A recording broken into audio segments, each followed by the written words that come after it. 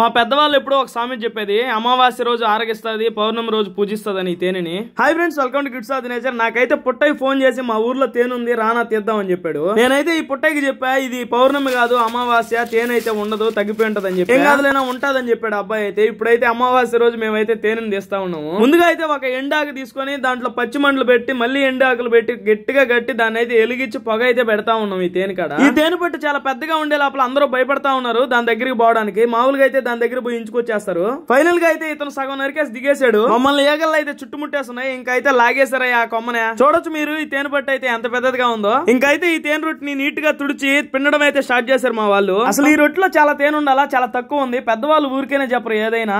అదే ఈ తేనెని మనం పౌర్ణమి రోజు కానీ రేపు ఉంటే ఇంతకు డబుల్ ఉండేది తేనె అయితే.